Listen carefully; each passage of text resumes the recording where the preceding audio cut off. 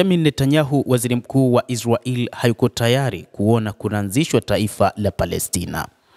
Hata hivyo, amemlaumu Emmanuel Macron, rais wa Ufaransa, ambaye amesema kwamba kuanzia kipindi cha mwezi wa 6 atahakikisha kwamba anaunga mkono juu ya uwepo wa taifa la Kipalestina, na hili amesema litaihakikishia Mashariki ya Kati vurugu zote kuondoka katika eneo hilo na vita kuondoka kabisa. Netanyahu alimwambia Macron kuwa taifa la Palestina lipo eneo dogo tu kutoka miji ya Israel litakuwa ngome ya ugaidi wa Iran wakati wa wito huo, na hivyo hakutaka Palestina kuwa taifa kama ilivyokuwa wakati huu.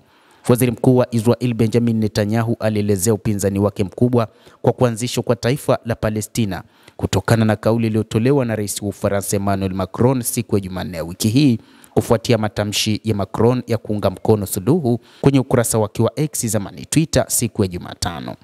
Wakati wa simu hiyo, Netanyahu alieleza kuwa kitendo kama hicho kitakuwa tuzo kubwa kwa ugaidi, ambapo Iran itakuwa imejihakikishia namna nzuri ya kufanya mashambulizi na kuendesha ugaidi katika eneo hilo la Palestina. Macron alisema wiki iliyopita kwamba Ufaransa inaweza kulitambua taifa la Palestina mnamo mwezi Juni, na kuongeza kuwa baadhi ya nchi za Mashariki ya Kati zinaweza kulitambua taifa la Israel.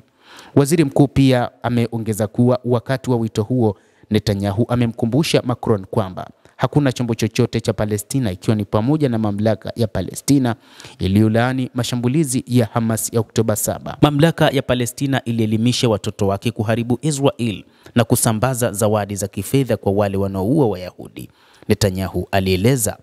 Hata hivyo, katika ziara yake nchini Misri, rais wa Ufaransa Emmanuel Macron, ambaye alikutana na rais wa Misri Abdel Fattah al-Sisi, alimwambia kwamba lazima Palestina itambulike kama taifa na isiwe tu kama mamlaka, na kwa upande wa Ufaransa mnamo mwezi Juni itaitambua Palestina kama taifa, anasema Emmanuel Macron wakati alipokutana na Abdel Fattah al-Sisi.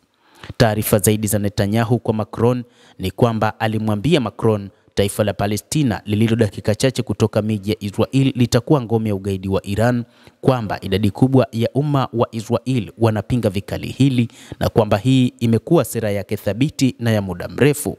Wito kati ya viongozi hao wawili pia unakuja baada ya Macron kuchapisha ujumbe wake siku ya Jumamosi kwamba msimamo wa Ufaransa kuhusu Gaza unahusisha taifa la Palestina lisilo na Hamas, ambapo mtoto wa Netanyahu alijibu huku akipinga. Hata hivyo, Emmanuel Macron amesema kwamba ili Ufaransa iweze kulitambua taifa la Palestina, kwanza ni kuondoka kabisa kwa wapiganaji wa Hamas katika eneo la ukanda wa Gaza, lakini pili ni kuhakikisha kwamba ugaidi wote katika eneo hilo unaondoka kabisa. Basi mtazamaji wa The World News, hayo ndio ambayo tunayo kwa sasa, na bila shaka nawe una nafasi ya kulike, una nafasi ya kucomment na kusubscribe channel hii ikiwa bado hujafanya hivyo, ili tu upate habari hizi kwa mapana hapa The World News. Jina langu ni Adam Hussein. Endelea kuwa nasi wakati wote, endelea kutufuatilia uweze kuyafahamu haya yote kupitia The World News.